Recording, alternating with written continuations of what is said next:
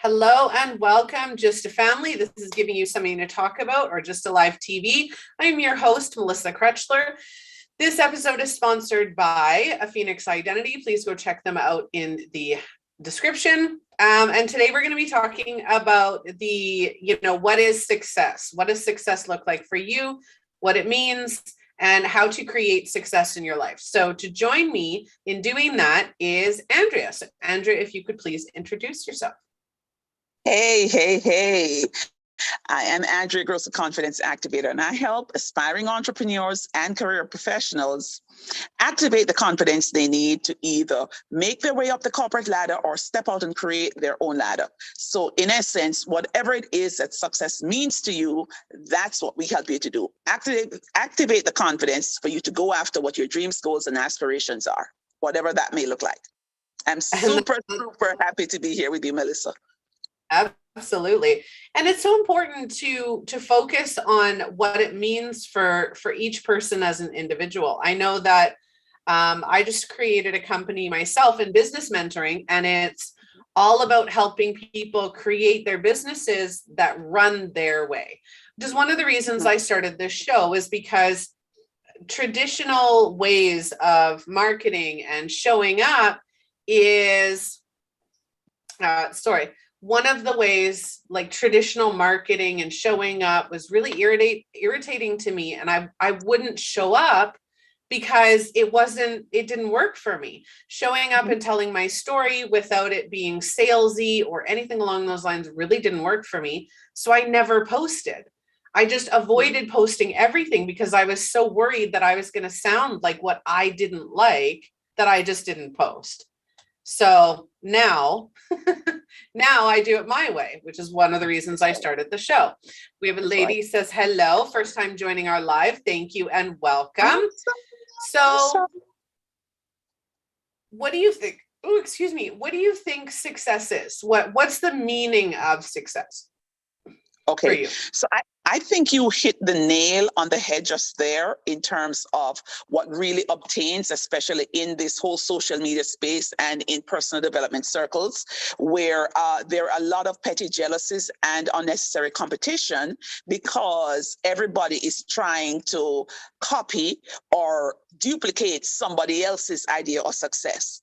And simply put, success is the achievement of an aim or purpose. That's what success is. If you go to the basic definition in the dictionary, which we can't go wrong if we go there, rather than going by my opinion, right? Success is the accomplishment of an aim or purpose, which means it is not a one-size-fits-all, because no two persons really, when you get right down to it, has the same aim or purpose in life, in business, or in anything. So it really is that we ought to embrace that we owe it to ourselves to determine what our success looks like. And to the point I just made, when we fail to do that, then we end up in unnecessary competition, unproductive competition, and unnecessary comparisons, which usually lead to shame and blame because we're trying to compare ourselves against other people, or we're trying to accomplish something else that seems to be successful for another person. You know what I'm saying? Yeah. So if we just stick right there at what is the aim and or purpose that I want to accomplish in any sphere of our lives, then I think we'll be fine. Yeah. Being able to, doing a load of laundry, you can be successful at doing a load of laundry if that's what it means to you. Success is really an individual belief. It is whatever you think or whatever you set out to achieve.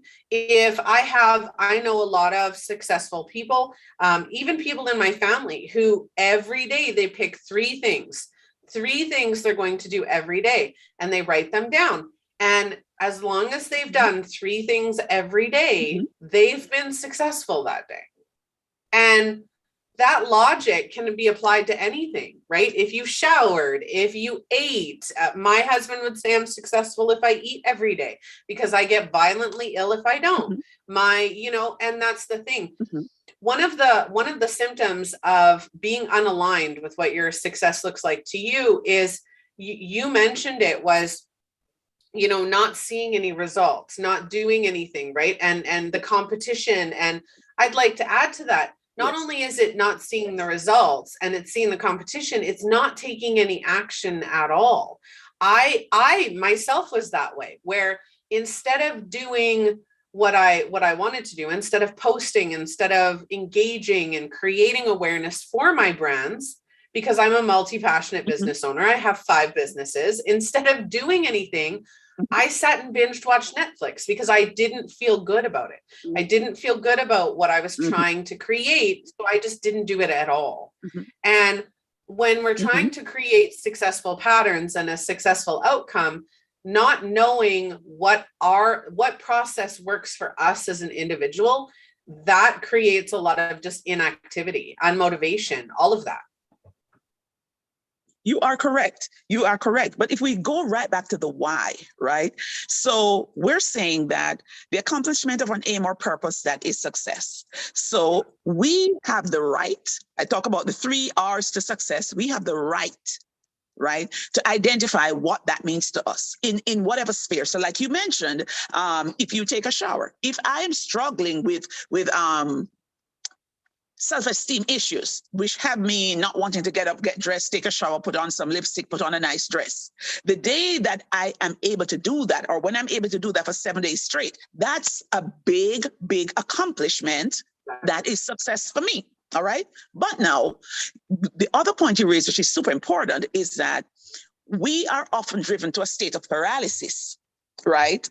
Because, and we have to look at why. Why do so many talented people, willing to work hard people, end up in paralysis? Why? For the same reason. One, you haven't identified what success is for you. And this comes back to confidence, because if we feel enough self-worth, then we can dream, then we can envision, then we can begin to see more of what's possible for us. So if you have that confidence, right, and you are able to do that, identify what it is that you want or what it is that you want to do, then that's a starting point. So now you can do that confidently, knowing this is what I want. But if, having identified that, you now begin to compare whether that is worthy because of what somebody else is doing, then to your point, it drives you to paralysis. Because if I either don't know what I want to do or I'm scared of doing what I want to do, then the next best thing to do is to do nothing.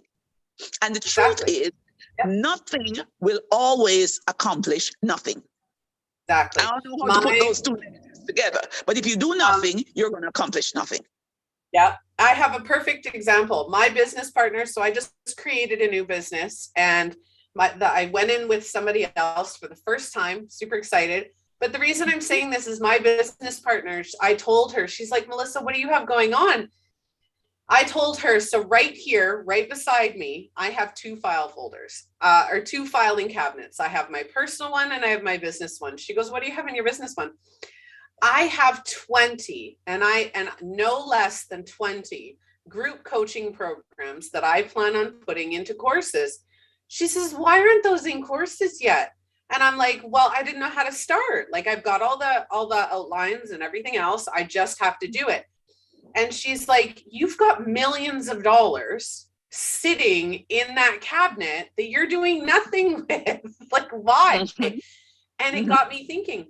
And over the last month, and actually really this weekend, and this is going to be my 3rd time telling the story, so I apologize to any repeat watchers, but I went to my symphony orchestra. I went there this weekend with a girlfriend of mine. We had an amazing time. Valerie Simpson was there. Paul Schaefer was there. The beautiful, beautiful performance. And I'm sitting there and I'm like, I want to be on stage. Like, I want to be on stage. I have horrible, and I mean horrible, stage fright. You put me in front of a bunch of people and I am crying, I'm shaking, I'm nervous, like I'm freaking out. And it's horrible, right? And yet I created a talk show. I created a podcast. I'm in the spotlight Monday to Friday every day. I've started doing TikToks. Before this past month, if I tried to do a TikTok or take a selfie or anything like, it would take me 50 tries. And I would only like, and I quotations like, I would only agree to use one of them out of 100, right? Because it was just that mentality. But when I started the show, And as I started doing things my own way, I've now created a plan. I know how to follow through with it. And next week, that's what I'm going to be focusing on is following through with that plan. So now I know how to create my success for myself. Now, going that route, you and I were talking on the pre-screening interview about the 3 R's to success. I would love if you would be willing to share what those 3 R's are, because those are so important and I loved them. Absolutely. And they tie right into what we're saying here. So I did mention risk, but I did mention the right. But let's look at the right to determine what success means to you. That's one, right? So we have that, what I love to call inalienable right. Nobody on this planet, not even your mama, has the right to determine what success means to you. It's what you want, what you feel in your gut, all right? So it's what you want to achieve. So once we know that we have that right, we also have to know that life, and I posted that, did I post it today? No, I have a post I'm going to put out where I say risk. Life is a risk.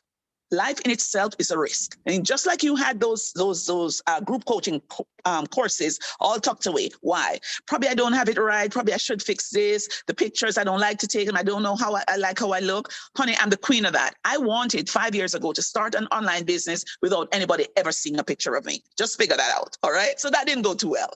But anyways, we need to accept that life is in itself is a risk. And what that it means is that every day you wake up, every year, every month, the plans, the dreams, the aspirations you have, there is a chance that they may not give you the results that you planned on or you desire. That's just the way it is. Okay. And so a lot of people scare themselves out of stepping forward because they, depending on how they look at risk, because some people are offended by the fact that they have to take a risk, that they can't just get up and say, I want to do this and it just works. They're offended by it or they're terrified by it. Now, if you're offended by the fact that you have to take a risk, it means that automatically you've taken on a victim mentality because it's poor me. Why me? Why can't it just work the way I want it when I want it? You know what I'm saying? And so we rob ourselves of the tremendous flip side of risks, which is every single risk that you come upon. Every time you plan something or try something and it doesn't give you the results that you want, it presents a tremendous learning and growth opportunity. Because you get to learn what didn't work well. You get to learn what you didn't know. You get to also learn what it is that you need to be successful or whether you're going down the right path. So it's a tremendous learning opportunity, right? Yeah. And so we have to get to that place where we're willing to embrace risk as life and as a necessary part of life, all right? So we've touched on the rights, the risk, and then it's the right. So now that you know what that risk is, you know also that it's your right to determine what it is that you want to do. And there's no shame or blame in your game. It doesn't work the way that it should have worked. There's no shame or blame, all right? We just got to do what we got to do until we get it right. But having embraced the risk and the rights, we also have to understand that with rights come responsibilities, okay? So if I have the right to determine what it is that I want, I also have the responsibility to bring that to life. Because remember, when you have a dream, a vision, a goal, an aspiration, it's yours. Nobody else is obligated to buy into that dream, vision, or aspiration or to support it the way that you will. Now, will you have everything you need? No.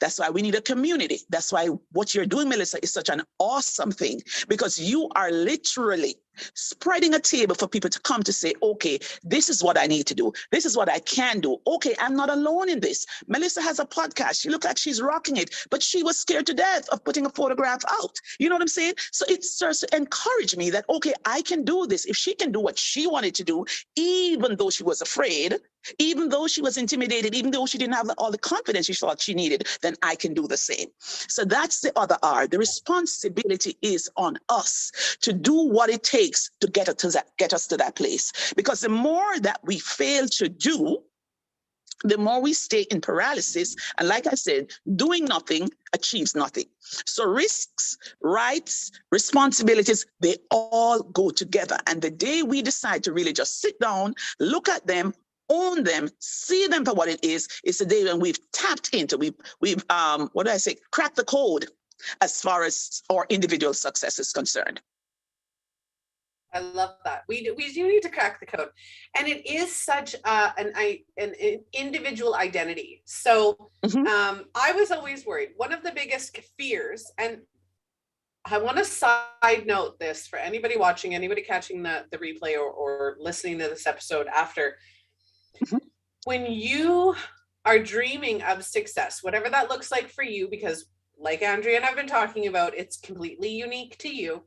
You need to ask yourself, if you're not successful and if you're not seeing any fruits of your labor or getting any of that success, the first thing you need to ask yourself, is this my success? The second thing you need to ask yourself is, and I just totally lost that thought. Oh my goodness. Shoot. I haven't had that happen in like a couple weeks. Just lost my train of thought. You're on the right track, Melissa. You're on the right track, because the thing is, we have to ask ourselves, because sometimes we bang our head against the wall because we're doing something, it's just not working, it's just not working, it's just not working. But we have to ask ourselves again, why? Why do I want to do this thing? What does it mean to me? What would the accomplishment of this thing do for me or mean to me?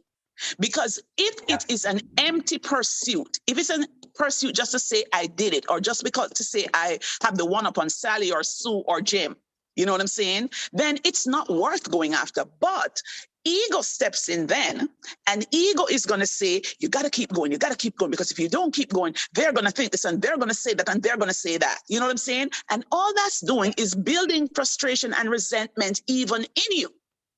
And it is cementing the feelings of low self-esteem and cementing the feelings of failure, cementing shame and blame, which is the superpower against confidence. Shame and blame, write this down, is the superpower, the dynamic duo that destroys confidence. When we begin to shame and blame ourselves, because you could say anything about me, Melissa, and I can choose to accept it or not. But when I am telling myself those things about me, it's the hardest thing for me to unbelieve, if you understand what I'm saying. So when we bring shame and blame, on ourselves, it's the dynamic duo and the superpower that's guaranteed to sabotage your confidence. You know, I absolutely love this conversation. I really do. And you know what? It's funny. In the last 6 months, my entire businesses, I have 5, have changed. I've launched 2 new businesses, 3 new businesses. Everything's changed in the last 6 months. And the reason is because the dynamic within myself changed. My goals changed. I held myself accountable. And that's where I was going with that earlier, is that when you're not seeing success, there are multiple reasons why that could be happening. Number 1, you're not holding yourself accountable. Number 2, you're saying you're doing all the things, but you're not actually doing them because you're not doing the right things for you. I took coaching courses. I worked with business coaches. Nothing worked because I wasn't doing what I needed to do, right? So holding yourself accountable. My business partner and I just created a business mentoring company. And I should have had that one be the sponsor of today, because it's perfect. When you aren't seeing results, number 1, ask yourself if it's what you truly want to be doing. Number 2, don't blame it on the people. And I had this thought came to mind when I first started coaching, is why aren't people liking my stuff? Why isn't getting an attraction? Why aren't people commenting? Why aren't people buying? Why? I was asking all the whys outside of myself without realizing that I wasn't doing what I needed to be doing. I wasn't aligned to my messages. I wasn't aligned to my clients. I wasn't aligned with my life. When you aren't aligned with what your success truly looks like, you're going to have failures. You're going to hear crickets. You're going to be living paycheck to paycheck. You're not going to get that raise or that promotion because you don't feel worthy of it. And that's right. 95% of our reality is based on our choices. We control 95% of our reality. That other 5%, that's being hit by the life bus. Absolutely, that is being hit by the life bus. that is other people's thoughts, other people's opinions, but we get to choose how that impacts us, whether that Correct. stops our progression forward, or whether it, whether it puts us onto the bed watching Netflix for another month. We get Correct. to choose. And I think the number one thing people forget about success is that it is accountability to yourself. Mm-hmm. So what would you say are, other than having the right, the risk, the right, and the responsibility, what do you think people need to learn about success? I would say it's one, being accountable for your own actions, and two, making, following through for yourself, right? You need to hold yourself accountable, because if you don't hold yourself accountable to yourself, you're not going to hold yourself accountable for your success. You are correct. I don't want to say, oh, go ahead. Go ahead. No, go ahead. Finish. You can finish your thought. I don't want to be the one to say that my success was because of somebody else. I want to be able to say that my success was from me. Correct. While people can help me and people can help me springboard forward, I'm responsible for my success. So again, responsibility. You are 100% correct. And that's why in one of the programs that I teach, is Success DNA, the first thing you have to look at is self-awareness, and that's discovery, right? You have got to look, because like you said, you have to look back. Why am I doing it? Why am I failing? Right? And a lot of times we give up even before we fail. We give up before we fail because we are so terrified of the possibility that we may fail. But if we take the time to identify why we are not getting the results that we want, then we will see that some of the reasons that we think we are failing, whether it's lack of resources, lack of support, lack of knowledge, all of those things, they're really just excuses. They're excuses that are comfortable, because like you said, sometimes the life bus does hit us. But even then, we have to decide, we have the right, again, to decide whether we're going to stay down after we get hit by the bus, or we're going to get up. Whether we're going to drag ourselves up, or we're going to sit here and go to just what you mentioned a while ago, although you didn't call it that way, the victim mindset. Oh, I got hit.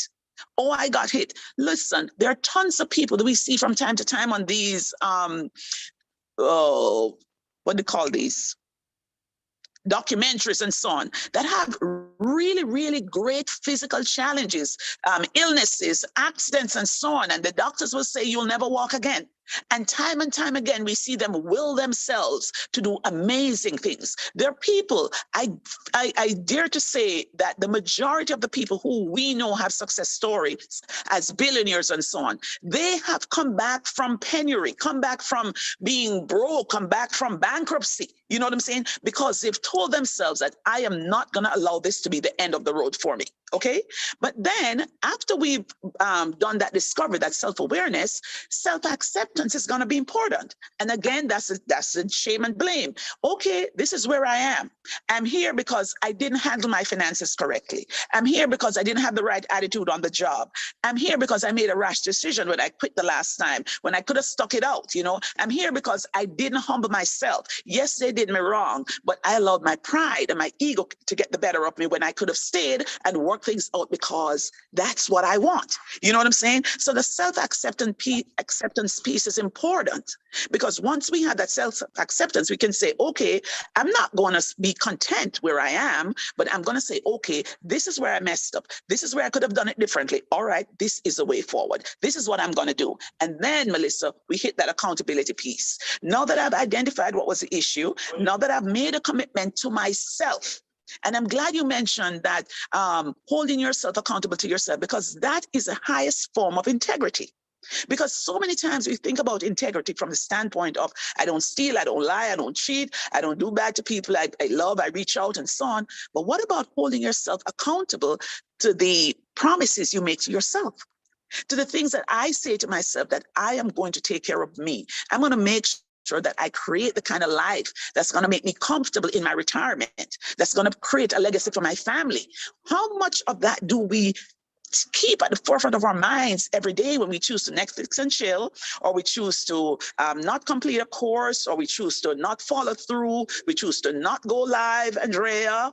I plan to go live every week and I say, no, let me do it the next week. How much of that is us not being in integrity to ourselves? We have to bear that in mind. You know what I'm saying? So I created a planner, a daily planner. And one of the things that I put in that planner when I designed it was that, yes, we start with affirmations, because affirmations are a declaration of what we know about ourselds. Yes, we can do everything, not because we'll never fail, but because we believe that we have what it takes to get back up, even if we have failed. And there's no failure, really. There's no failure. There's only lessons. All right. But if I didn't get the results that I wanted, am I committed to getting back up? That's the affirmation. All right. And then when we look at that and we plan the day, at the end of the day, we don't need no more to-do lists. We have those coming out of our ears. What does my got done list look like? What did I get done? And if I didn't get something done, why? Is it that this thing is not aligned with my values, my passion, my purpose? Is this something that I'm just doing for busy work? You know what I'm saying? Because not all activity is productivity, but we can only know that if we take the time to discover self. Yeah. Now I remembered what I wanted to say earlier, and I loved all that. Thank you. That was, I absolutely do. There's nothing I would disagree with that. One of the other parts of staying stagnant and staying where you are and in that comfort zone is the fear of success. That too. People don't understand that fearing actual success is a thing. And I had that. I actually had that. I feared success. One of the thoughts that ran through my head was, when I become successful, will I be too busy? Will I be too busy for me? Will I be too busy for my family to do what I need? Right? I enjoy my time. I have always made me a priority. And I'm going to tell you, my day today was completely booked. I had back-to-back appointments all day, and I still do after the episode today. And even though I did that, the first hour of my morning is spent on me. I get my kids going, I get them to school, and then I spend an hour reading, watching Netflix, doing whatever it is that I want to do, and then I start my day. You have to, again, holding yourself accountable, right? But that was the question. Will I be too busy? When I get successful, will this happen? Will that happen? It's all the what ifs, right? The other thing is holding yourself accountable and taking the risk, because I love the taking the risk. There are two things I wanted to mention with that. If you are, and I think we mentioned it in yesterday's or the day before episode, when you get to end of life, are you going to be happy where you're at right now? If tomorrow was the last day of your life, would you be happy with everything you've done? Would you have any regrets? Most people regret not the things that they've done, but the things that they didn't do. Correct. Right? That's majority of regrets. The other thing is knowing that no matter what happens, it's a lesson. It's always a lesson. You were right. There is always the lesson. That lesson is growth. Failure is just a stepping stone to success. Winston Churchill said that. Please ignore my dog. The other thing with, I could have given up. Many times over the last 6 years. I could have given up. You could have given up. My husband once told me, when I first started my business, I told him that I wanted to be the coach to the stars. I wanted to be a coach to celebrities, to musicians, to people in high profile positions. That is still my goal, because I get them. For some reason, I get them. I get where they're at, and I know I can help them. Right? But he's like, don't say that to people. And I'm like, why not? And he said, because that's a little far reaching, don't you think? And I'm like, no, like that's where I want to be. When I started this show, and I've told you, and I've told everybody else that I've pre-interviewed, this show for me is the next Oprah Winfrey show. That is my goal, right? I've said that aloud. I've told everybody that I'm the Oprah Winfrey, Tony Robbins baby, but better, right? And I've put it into existence. I'm not ignoring that that's what I want. That is my goal. And I don't care what anybody says, because I'm holding myself accountable for that. I can't get there unless I say that's where I want to go, feel that's where I want to go, and take action that's where I want to go. Exactly. And that action has got to be deliberate. You know what I'm saying? Because a lot of times we say we're taking action and we do random stuff. You know what I'm saying? But how am I being deliberate? If I did an inventory of myself today as against what it is that I'm looking to achieve, what's possible for me, what are the steps that I can begin to take right now? You know what I'm saying? That will get me closer to that goal. And as you do these things, then you get to the next step. And then you have to reassess, now that I'm here. You know, where do I go? Like, you know, I was saying recently, so many times we get into the space where I know I lived that for probably about 10, 15 years, where I was consistently hitting the restart button, always hitting restart. Oh, I've got to start over. The truth is, there is no starting over. Yeah. You start from where you are, because if you started last week and you should have gone 3 miles, but you only got to 1.5 miles, you're not going to turn back to where you started to go back to 1.5 miles. No, you're going to pick up from where you are at 1.5 miles and you're going to continue. But we keep telling ourselves these stories that we have to start over. You know what I'm saying? And that just puts a damper on our confidence, because we begin to feel that we are non-achievers, right? Celebrate the journey that you've come so that it can empower you to go onward to the rest of the journey. Oh, I love that. I absolutely love that. We did that episode yesterday, I believe, starting over after 40. And it was all about starting over, right? And I love the wording difference, that it isn't really starting over. It's just continuing on in a different direction. That's right. That's right. And with a that, different mindset. With a different mindset, with a different level of different level of intensity, you know, more focus, more goal driven, all of that. Yeah. How many of us have said, and I challenge anybody watching or catching this afterwards, how many of us have said, if I had the knowledge then that I do now, everything would be different? So why isn't it different? Why is it valuable? You do have the knowledge now, right? Yes. You needed to go through that, right? Everybody's like, oh, I made a mistake or I failed. I said, no, you did what you did with the knowledge that you had at the time. You didn't know any better. Now you do. Now you're smarter. Now you're stronger. Now you're more determined. And now you're more clear on what that success looks like. And it's intensely amazing how many people, when they figure that out, it changes their entire perspective. Absolutely. No, I love that. And that's why the whole business of confidence, sorry, Melissa, the whole business of confidence, it's not about arrogance or ego.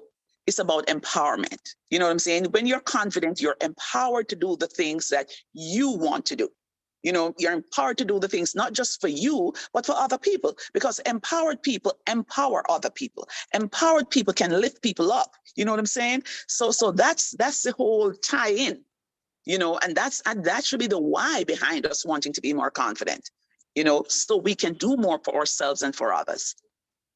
Yeah, absolutely. And that goes hand in hand. You said that I created this platform, and I did. And I thank you for pointing that out. I did create this platform to help support other people, to know that it's okay to be where you're at. It's okay to have failed. It's okay to be unhappy. It's okay to be traumatized.